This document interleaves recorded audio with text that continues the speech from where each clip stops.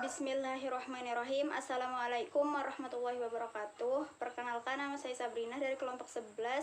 Di sini saya ingin menjelaskan sedikit mengenai problematika pendidikan di era milenial.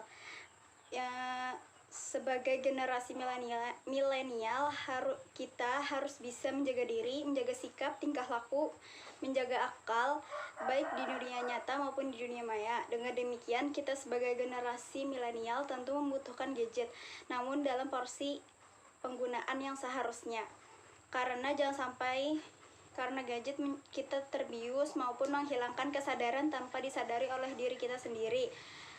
Selain problematika tadi, ada juga masalah yang terjadi di era milenial, seperti era milenial lebih memilih ponsel dibanding TV karena generasi ini lahir di era perkembangan teknologi internet.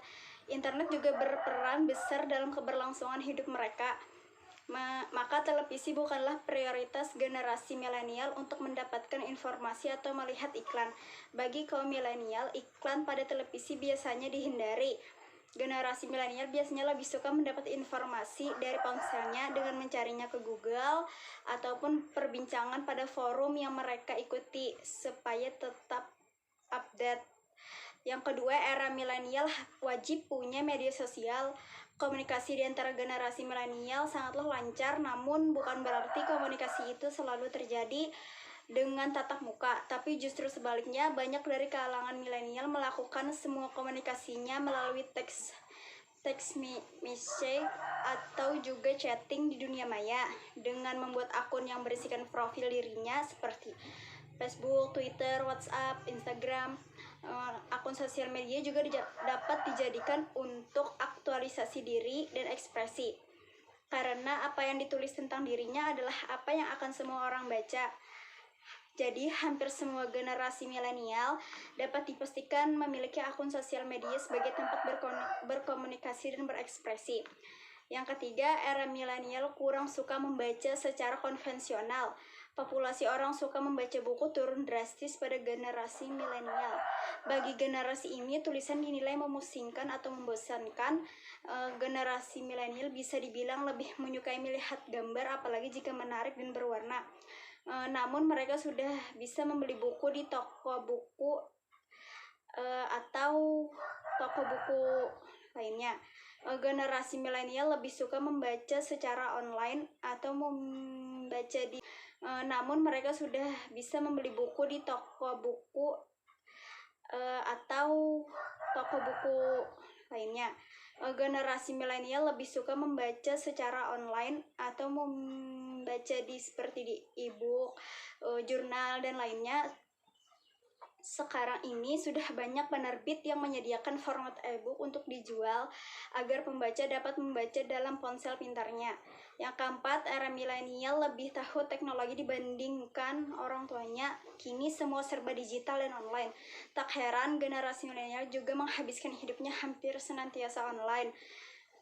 Generasi ini melihat dunia tidak secara langsung, namun dengan cara yang berbeda, yaitu dengan berselancar di dunia maya, sehingga mereka jadi tahu segalanya, mulai dari berkomunikasi, berbelanja, mendapatkan informasi, dan kegiatan lainnya. Generasi milenial adalah generasi yang sangat modern, lebih dari orang tua mereka, sehingga tak jarang mereka lah yang mengajarkan teknologi kepada orang tua mereka. Yang kelima, era milenial cenderung tidak loyal namun bekerja efektif. Diperkirakan pada tahun 2025 mendatang era milenial menduduki porsi tenaga kerja di seluruh dunia sebanyak 75%. Kini tak sedikit posisi pemimpin dan manajer yang telah diduduki oleh milenial. Seperti diungkap oleh riset Sosiolab, kebanyakan dari milenial cenderung meminta gaji yang tinggi, meminta jam kerja yang fleksibel, dan meminta promosi dalam waktu setahun. Mereka juga tidak loyal terhadap suatu pekerjaan atau perusahaan, namun lebih loyal terhadap merek. Milenial biasanya hanya bertahan di sebuah pekerjaan kurang dari 3 tahun.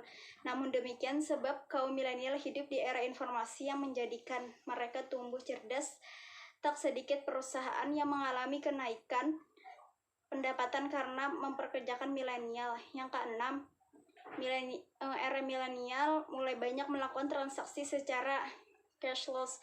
Semuanya semakin mudah dengan kecanggihan teknologi yang semakin maju. Maka pada generasi milenial pun mulai banyak ditemui perilaku transaksi pembelian yang tidak menggunakan uang tunai lagi atau cashless. Generasi ini lebih suka tidak repot membawa uang karena sekarang hampir semua pembelian bisa dibayar digunakan kartu, sehingga lebih praktis, hanya perlu digesek, mulai dari transportasi umum, berbelanja baju dengan kartu kredit, dan kegiatan jual beli lainnya. Mungkin itu saja penjelasan dari saya. Selanjutnya akan dilanjutkan oleh teman saya. Assalamualaikum warahmatullahi wabarakatuh. Konsep atau strategi pendidikan untuk menjawab tantangan zaman. Yang pertama adalah teori tentang strategi pembelajaran.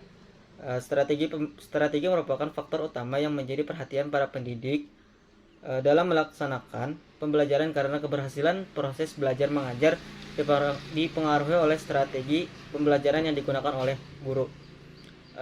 Ada 5 strategi yang telah dikembangkan oleh para ahli yang berkenaan dengan penerapan model pembelajaran. Yang pertama adalah belajar dikaitkan dengan konteks pengalaman nyata. Yang kedua adalah belajar ditentukan pada penggalian, penemuan, dan penciptaan. Yang ketiga adalah belajar bila mana pengetahuan dipresentasikan di dalam konteks pemanfaatan. Yang keempat, belajar melalui konteks komunikasi interpersonal, pemakaian bersama, dan sebagainya. Yang terakhir adalah belajar melalui pemanfaatan pengetahuan dari dalam situasi atau konteks. Yang kedua adalah teori tentang generasi milenial.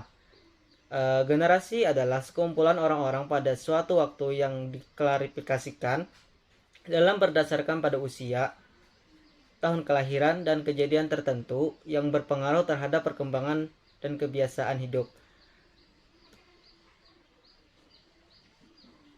Adapun mengenai karakteristik generasi ini dikemukakan oleh Grael yang dikutip oleh Haryadi dan Sudamaningstias. Di antaranya adalah yang pertama, sangat nyaman dan bebas dalam menggunakan teknologi. Yang kedua adalah multitasking terhadap berbagai produk daring dan perlengkapan canggih teknologi.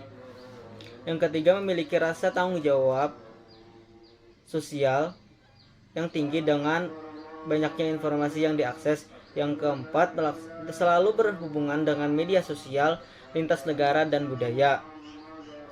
Yang kelima, memiliki jiwa entrepreneur yang terkuat, bebas, dan mandiri. Yang keenam, mandiri dan memiliki perhatian terlebih terhadap pendidikan tinggi. Yang ketujuh, sangat peduli dengan keuangan. Yang kedelapan, masih mementingkan interaksi pribadi, sangat progresif dalam hal kebijakan sosial, kesehatan, hak, dan hukum yang sama. Ada beberapa poin penting tentang generasi ini di dalam pembelajaran. Yang pertama, bersikap realistis terhadap generasi ini. Yang kedua, pendidik harus menghargai keberagaman bagi generasi ini. Perbedaan merupakan hal yang wajar dan normal. Dan yang terakhir, pendidik harus peduli dengan apa yang dilakukan generasi ini. Dan materi yang terakhir itu strategi pembelajaran pada generasi milenial. Generasi milenial memiliki karakter dan keunikan tersendiri. Hal ini secara tidak langsung akan berpengaruh terhadap gaya belajar mereka di kelas. Mereka generasi yang terlahir dengan teknologi yang berkembang dengan sangat pesat, yang mereka beranggapan teknologi bukan barang mewah lagi.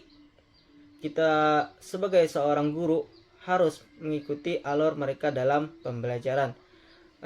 Sekian video dari kami, salah khilaf mohon maaf. Wabillahi taufiq wal hidayah. Wassalamualaikum warahmatullahi wabarakatuh.